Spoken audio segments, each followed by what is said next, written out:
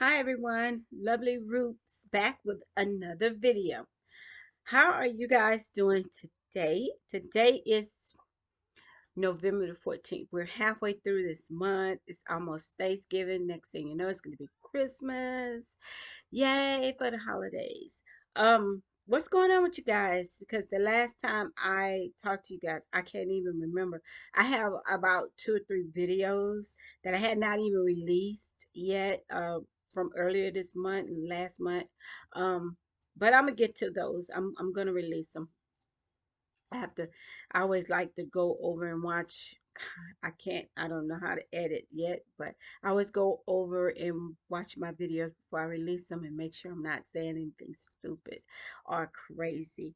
But sometimes, you really don't have control over what comes out of your mouth sometimes, especially if you're speaking from the heart, you're speaking truth. Um, but on the same token, I want to uh, make sure I put a disclaimer because I'm only talking about me, what's happening in my life. I don't know how anybody else should run their lives, and I wouldn't tell them how to run their lives. If I suggest something, trust me, it'll be something I've experienced or something God wants me to say. And I don't, I'm not going to say anything that God is not telling me to say. If I say it's from God, I'm have to have heard from God. So, you know, we're just self-talking. So that's all we're doing here. Um, just wanted to say hi today and that I um prayed about a breakthrough for me. Oh, it's getting dark. Um, in the middle of the day. It's supposed to rain today. It's supposed to rain. So it's kind of like real dark outside. So I had to lighten it up. I'm in the living room. I'm watching uh TV in here. Um yeah, this show that's on is really funny. But anyway, I have um been praying for a breakthrough, praying for some kind of miracle, and one in which is I generate more money, get some money coming in or flowing into my life. So I have no choice but to start back working somewhere. But I do not want to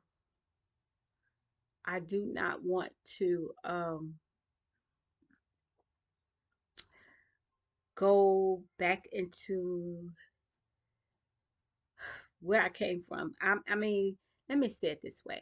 The office corporate or environment, I don't want to do that anymore. I really don't want to even work for anyone right now, but I do need to work. So I need to get back out there and communicate. My passion was, I've always been, is to help the customers, help people find what they love. I like to um talk to people, get into their minds and see what they're about and see what they like, and be creative from there. So retail is my thing. That's what I've always been passionate about. And so I was thinking about going back into that. And it had been heavy on my mind these other past couple of weeks. And I applied. I mean, all of a sudden it was a ad for it, a job offer for this retail company, and I said, you know what? I think I want to try that again because I loved every bit of that. I just did not like the pay and I did not like the hours that they had offered way back in the day, and I that's the only reason why I stepped away from retail is because there it was like retail is iffy. Like it's no stability there as much as it would be some big name brand company. You know what I mean? So retail is it's iffy. If they don't make their sales during these peak hours of the year, then they're subject to, close out and move on. But when I look for a job, I look for stability. I look for reputation. I look for prestige and the makeup of the company, how it's constructed and its reliability, its its overall um, um, ability to help others. It has to be a good company. Bottom line, it has to be a good company. So I'm gonna dabble back into that. I want to see if I like it again because I used to love it. I used to love to work resale. Now I've always been somewhere where I can help the customers. Not I've been in the wholesale business. Now I'm going back to the retail business. I hadn't really made a breakthrough in the medical field, even though I went to school for that. um, I guess that'll be my next adventure. I did kind of want something to work from home, but then on the same token, I wanted something to get back out there and be able to wear my clothes again and feel like a human being again, being out dressed up, business attire, making moves, And so, yeah, that I think that is a blessing that God has something better, something really, really good waiting for me because He always transitioned me into something better. He never leaves me hanging. He never leaves me down and, you know, in a pitiful state. He would never leave me there. So, I am looking forward to that. And I had a couple other job offers that I might have to look into. You never really know. But the way that job was like, hey, your resume looks good. You look like a perfect fit. Let's do an interview. I'm excited about it because I don't know why. I just am. And I hadn't even had the interview yet. So pray for that. Maybe I'll have some good news for that. In the meantime, it's like um I need to prepare for the holidays. I hadn't done anything around here. It's like I need to set my tree up. I need to, you know, I don't but the thing about it is I don't want to feel like I'm settling in again here when I want to move. I want to move into my house. I want to make moves. I want to hit corners and stuff, but God is telling me to wait because he want me to take baby steps. Oh no, no, no, no.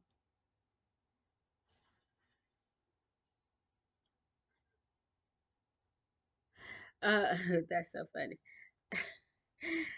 He wants me to take baby steps because I need to do this the right way this time. I need to, when I get back into something, when I get into something, I want to put my heart in it and I want to put my whole being in it, my everything in it. Because I want to be so passionate about it that it'll feel like I'm not working, and that's how I want to feel like I'm working hard, but doesn't feel like work because it's something I want to do, something that I want to do. So, we will see. I need good pay. I need a good location. I need um, time to still,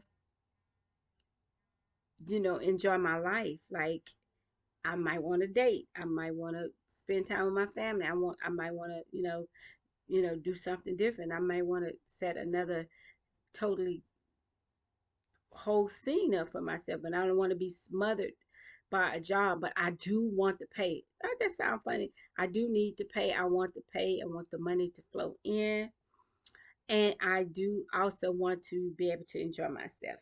I don't know how it's gonna work out, but I know it's gonna work out. I ran into a guy. I was at the store. I was at HEB, I think it was the other day with my sister and my daughter.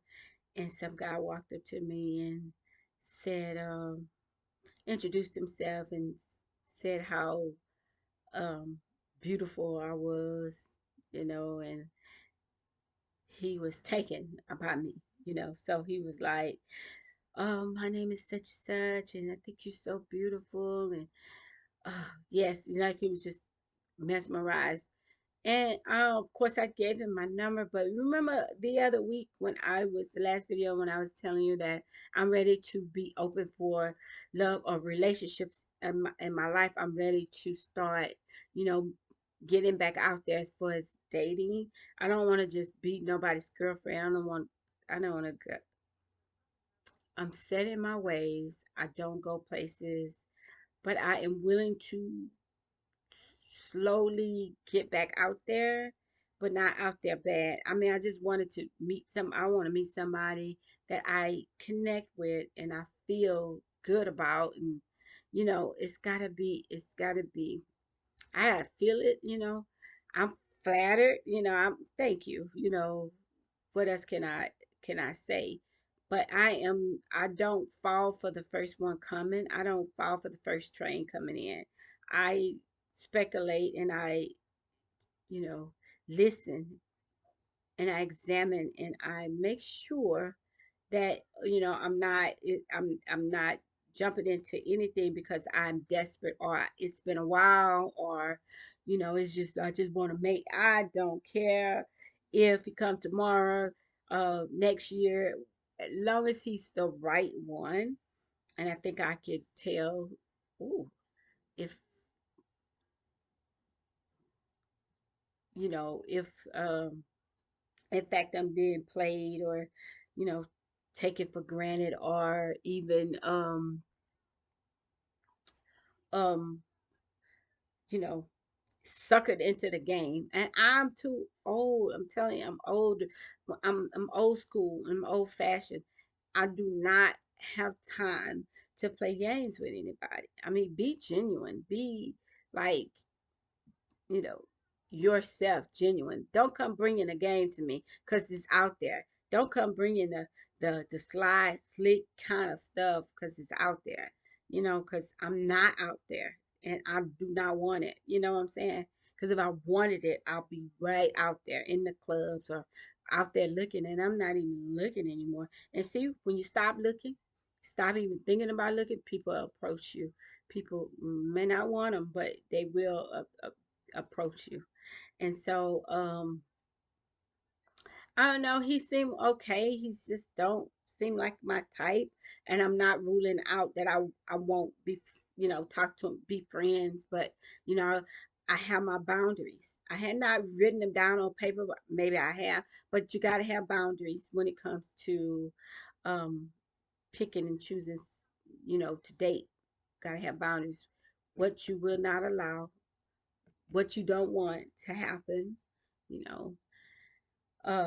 Like, you want to keep it respectful, kind of keep it respectful because if you don't want the same thing you had in the past, don't do the same things you used to do in the past. You want something good, you got to do something different to get there, to get that. I think you got to, you know,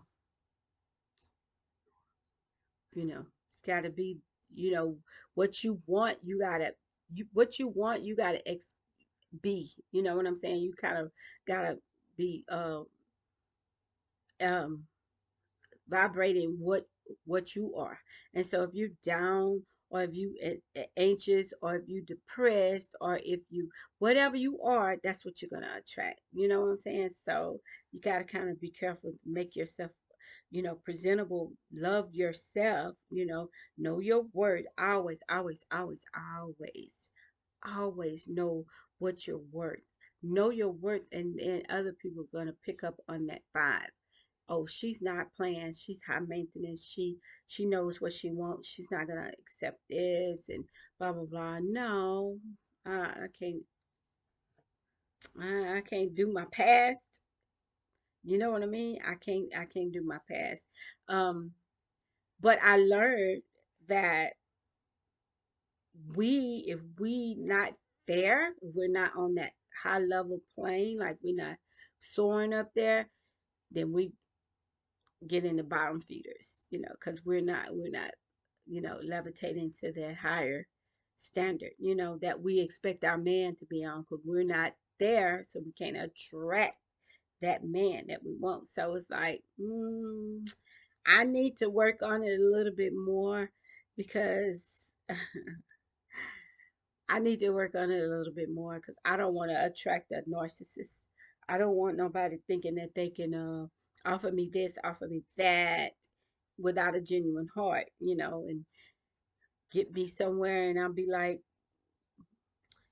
Betty Sue or somebody, excuse me if I'm just throwing out names, somebody that Willie the Foo Foo or somebody that take anything and accept it because I want a man. I'm not that desperate. I've been without a man for a long time. I've been without, you know, anybody in my head trying to convince me that now you don't want to go out, it's this, or I have to work and I can't take you out. Well, you can't date me. You don't have time. If you don't have the time, you're always working, you don't have the time to pursue me, then I'm sure as hell not gonna be sitting here waiting till you find time. No, no, it don't work like that. But I don't want to be bitter. I don't have past past luggage relationship. We still to this day we all have like little bitty things that we cling on to that happen to us, but we can't live in that life. We have to move on. We got to correct ourselves and we got to keep it going. As far as uh, a relationship is we have to keep it moving. Now, mind you, I am me particularly waiting on this man to find me because I know he doesn't see me. He probably saw me. He probably know me. He probably dealt with me before, but he didn't see me until God shows him me. You know what I'm saying? God has to get him ready for me, because I'm ascending to this level of worthiness or standards that he's going to meet me at. Even him, he's like probably here and he's got to ascend so that we can meet each other because we don't want to meet each other at the bottom. Maybe even not right now. Maybe right now we're just crossing each other's paths or something. But the man I envision, the man that I want, my dream guy, I think he's still being worked on because you can lose me in a drop of a dime. I'm not gonna stick around. I don't stick around. I'm not a runner. I'm not a runner anymore. I'm too old for that. Like I'm not gonna even just waste my time with it. I mean, you're not even gonna get your big toe in the door with me because I think that life is valuable and it's too hard to come by. It's too hard to come by. And you only have one life and you don't want to waste it on crumbles. You don't want to waste it on people who is not going to be in your life or it's not meant to be. So, let's buckle down for the right one. Let's not rush it. Let's, you know, when it happens, it happens, right? We're going to know it. We're going to be happy. We're going to be grateful. We're going to be, it's just going to be right on time. It's just going to be right, right, you know? So that's how I feel about relationships. Yeah, I think I could attract them, but attracting the right one is that's up to God. I want the right one to come. I want this guy's gonna be perfect for me, you know? Yeah, he's gonna be perfect for me. And he's gonna know I'm the one, and I'm gonna know he's the one, and that's gonna be that. But anyway, I was thinking to change the subject. I was thinking on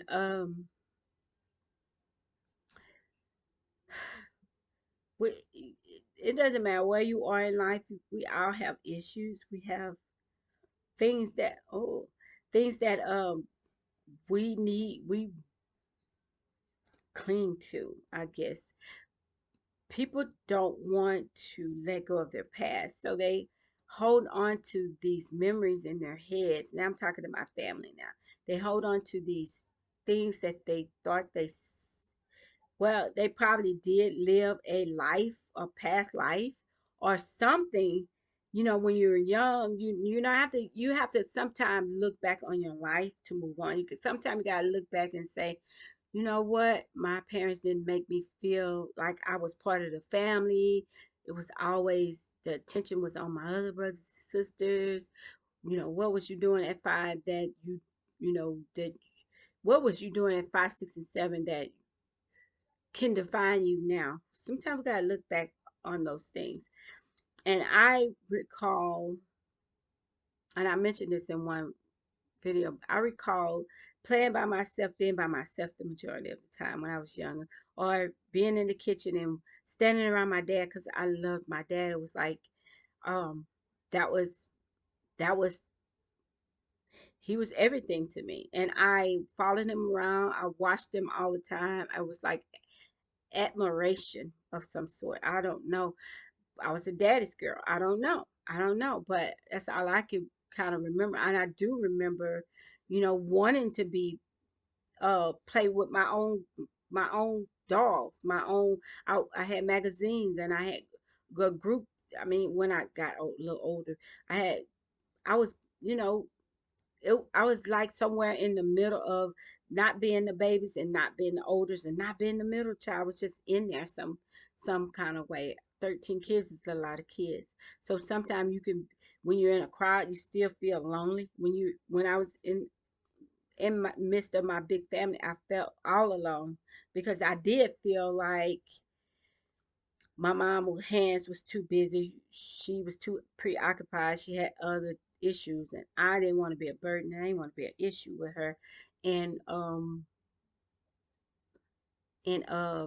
my dad was always working, and when he came home, I was just in his face constantly. Everywhere he wanted to go, I wanted to go because I felt like if in fact my dad leave, I'm leaving with him. You know what I'm saying? I was just that type of kid, but I didn't remember going out playing baseball with them or hanging out with them until I got much older, like when I was in my teens and I was like trying to see what my older sister was doing and trying to see what the older ones was doing and talking about. But me, as far as now, it was like that's why I think I'm okay with being by myself or being an introvert because that's what I knew when I was growing up. It was no deep dark secrets, not that I know of, in there. But I'm saying that to say this because my daughter seemed to think that I was one of those mean moms like that whooped them all the time, but I don't even recall.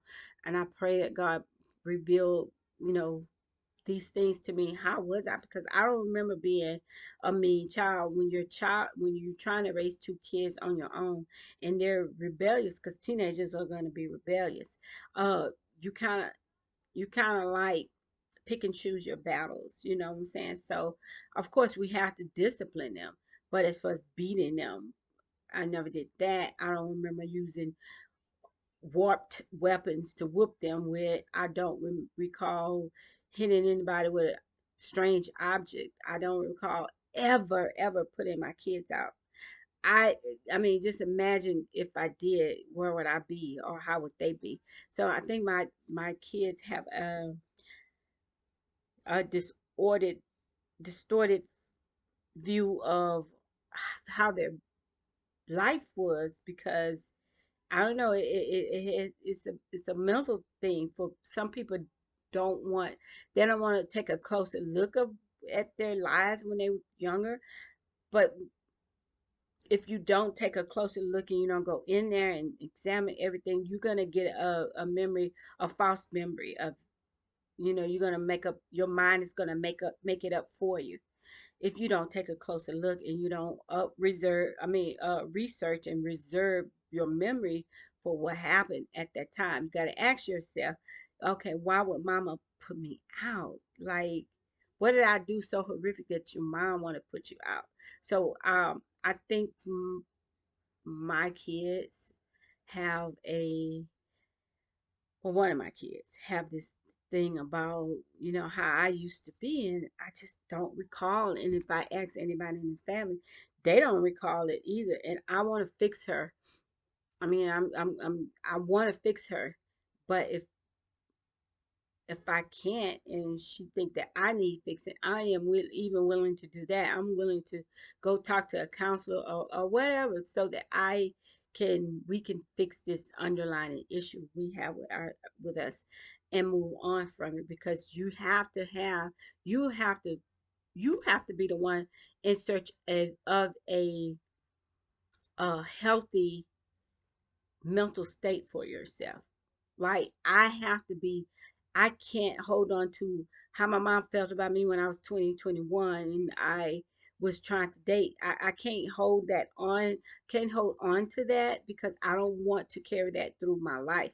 It's so much stuff that I had not done in the fear of all the things my mom implanted in me that I shouldn't do or shouldn't let be done, or don't settle for that, or don't. It's some good things, it's some hopeful things that taught me a valuable lesson not to let anybody hit me, or always have your own stuff so that you can get up and you don't have to get kicked out of your house because it's your lease, your name is on the lease, and all these valuable things. But there were some negative things too that made me, hold on to things dearly and live that type of life because I was so afraid. I was so fearful because, when you would hear the stories and they would implant the stories in you that, you know, I'm going to give you an example. My mom said this, she said, y'all are not going to be able to drive. The women in this family is not going to be able to drive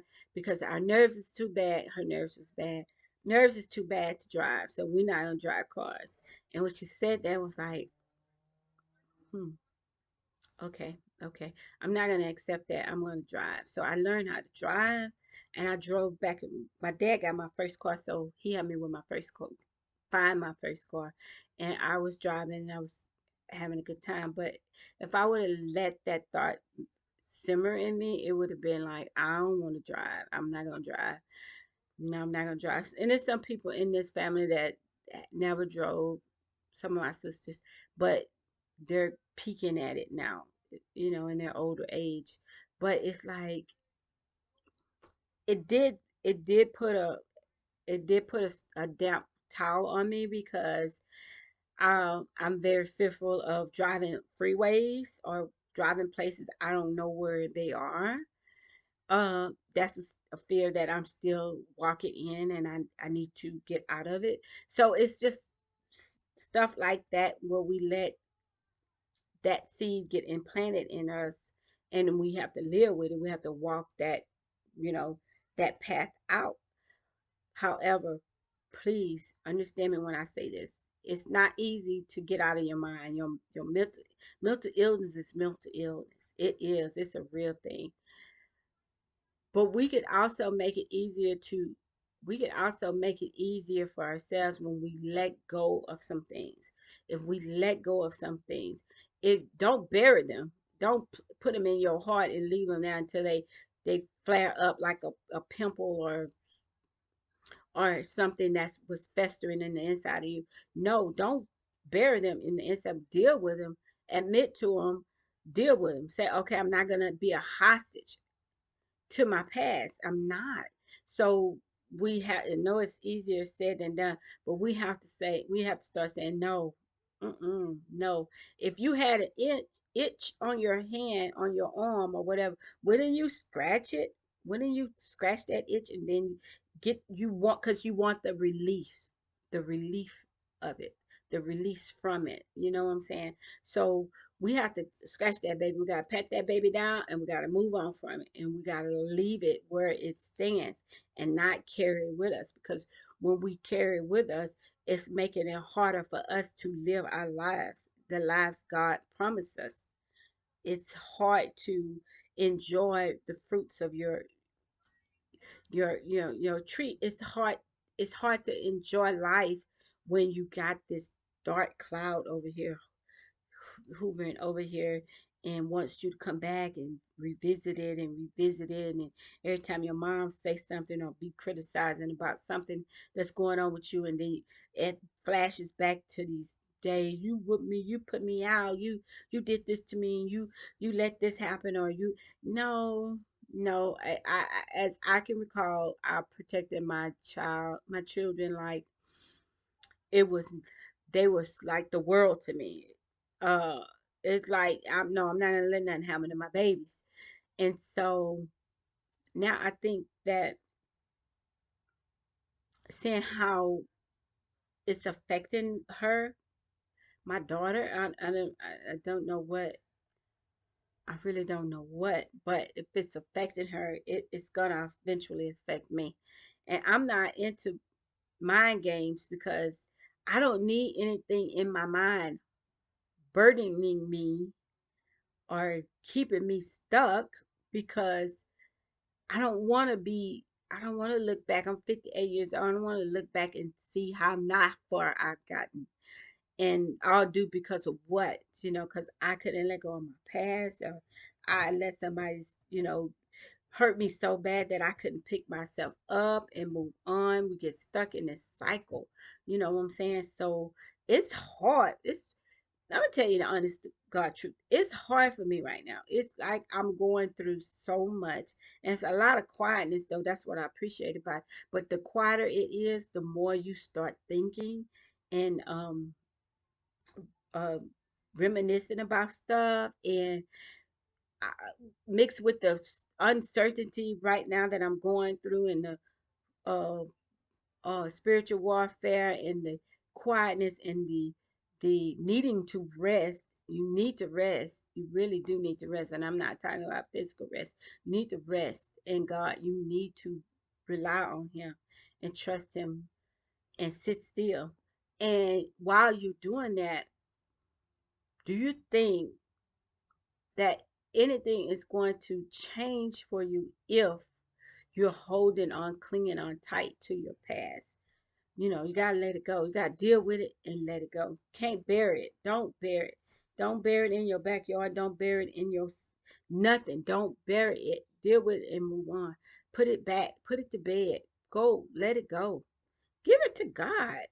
He can handle it. He can handle it. And that's why mm-mm, no, I can't.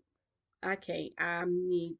It's hard enough dealing with the decisions you made as an adult. You know, less on the decisions you made when you were a kid. You had no control over your life. Your life was in two other people's hands outside of God's. You know what I'm saying? So you didn't have a say so. Really didn't have a say so. Well, I don't know what kids are doing these days, but you really didn't have a say so about um where you was, you know, what you ate, what you had on your body, because we, as parents, we had to do what was best for our children.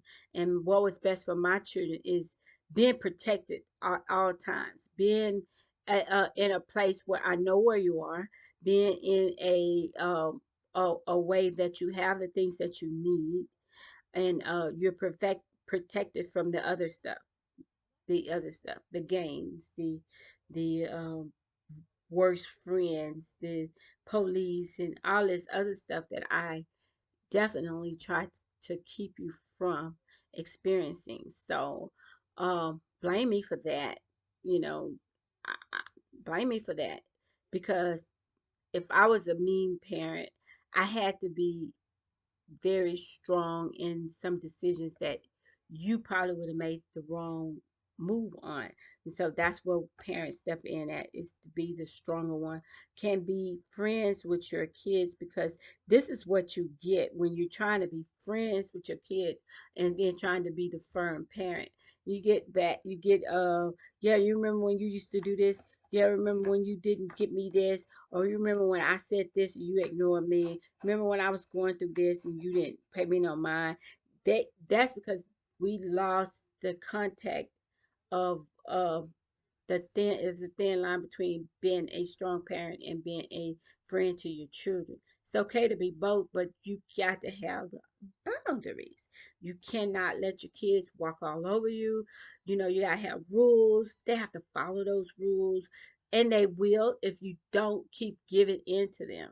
because at their age, when they get old enough to call themselves thinking back and remembering, they're gonna remember the bad things. They're not gonna remember. They're gonna remember the discipline part. They're not gonna remember the the reason for the discipline. They're not gonna remember that I couldn't let you go down these streets or hang down the streets with well, now where we were, you know, with your friends at night and ain't nothing but trouble. And I know it ain't nothing but trouble. So I have to be that parent to say no. And if you choose to get up and do it behind my back and something happened to you, I even get the blame for that, and I'm okay with that because you can't when you have kids, you can't take your eyes off the prize, not for even a minute. Even though you working a job and a half or whatever, you're trying to be that parent when you get off, and you're gone the majority of the time, and you try to have a relationship with them. They don't understand this, blah blah blah. And I was the um, it's life. It's called life. That's what it's called. It's called life. And you got to deal with it. You got to deal with it. It's like, that's why I don't even understand why people don't turn to God, because God has all the answers. He could tell you, He could reveal some stuff to you. I'm going to ask Him too, because maybe I dropped the ball somewhere. I just don't remember chasing after no man and have no men around. Um, Not in their faces. I barely could go out on top of working. And it was like I didn't do drugs. I don't even smoke.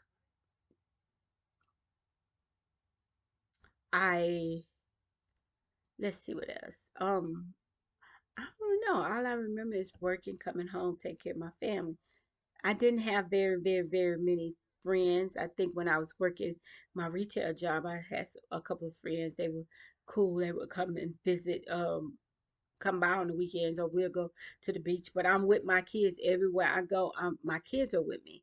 So I don't think I gave them a bad life. I did what had to do, um, and the best I could, being a single income and, excuse me, with the help of my family. My family really supported me with my kids. They really did, because I couldn't afford a babysitter back then. It just would have killed me right there.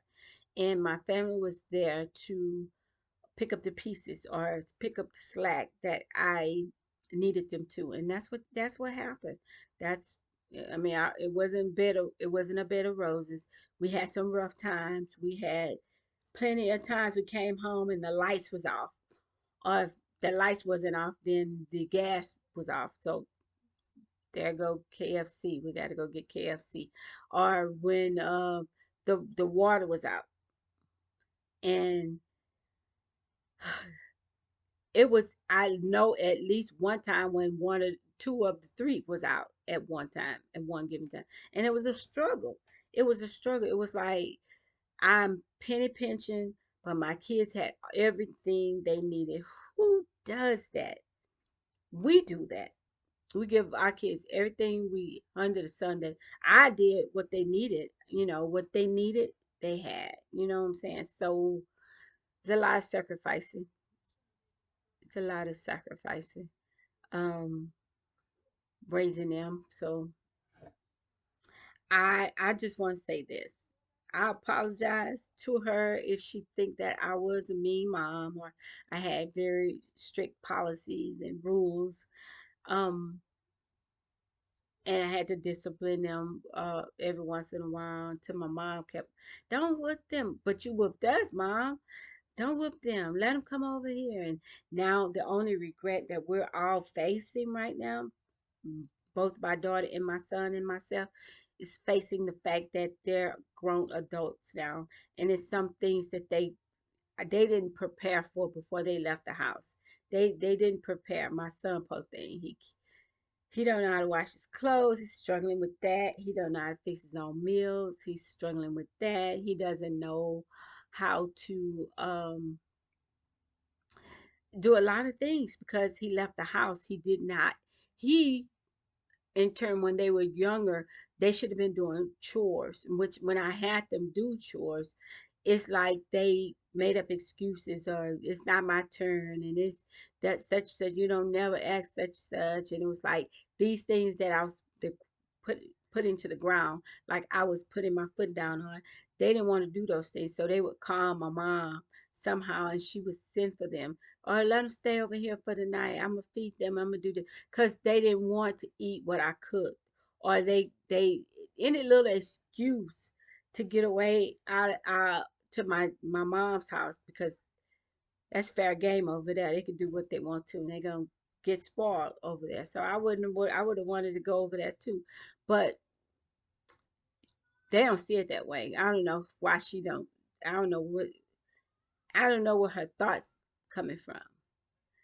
But she says she remembered this thing, but I don't. For the life of me, I do not see it the way she see it. You know what I'm saying? So I'm cool. I'm cool with that. We just got to deal with that. Something we got to work out. I'm not putting my dirty laundry out there. I'm just saying this. Always, always, always take care of yourself.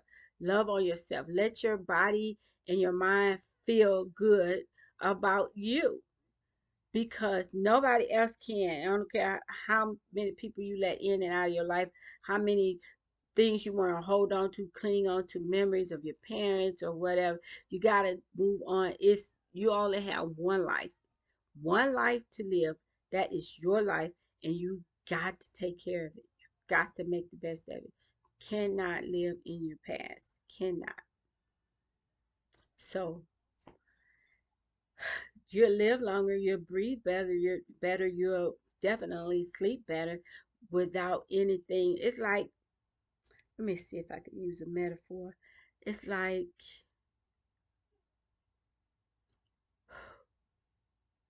something used to doing, and if you don't do it, you think it's going to be the end of the world.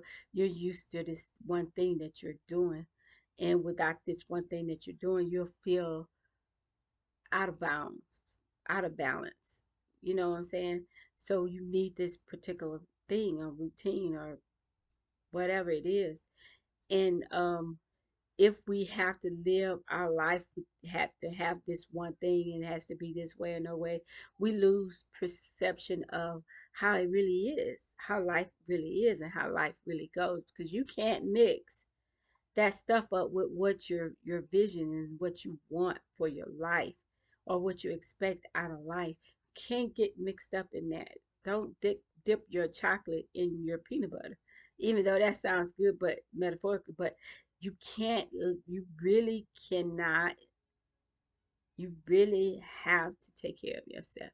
You got to take care of you. You got to. You have to. So I wish you guys a good day. I hope you guys have a good evening. I hated to um, get into that so deeply. It's like I do not want anybody in this world to mess up their life because of something I did or didn't do, or something I said that may have offended you or hurt you. I apologize. I ask God to forgive me for all of those things. I'm only human. We all make mistakes. Uh, Nothing horrific that I could think of, because it's not even in my nature to do that. Uh, I can't think of anything horrific that could have hurt somebody, got somebody fired, or broke somebody, or you do offend people all your life. You're gonna say something wrong, or you're gonna get a person the wrong impression, or a wrong invitation, or wrong. It's you're not perfect. We are not perfect. We are flawed individuals, and we need once we accept that then we can excuse other people. Like, offend me? Nah, never.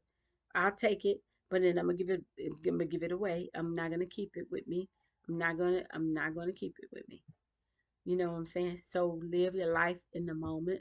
Live for now, not in your past, because you can't get back to your past. You can't get back to, even if you go back. Like for instance, I'm going back. I want to go back to retail.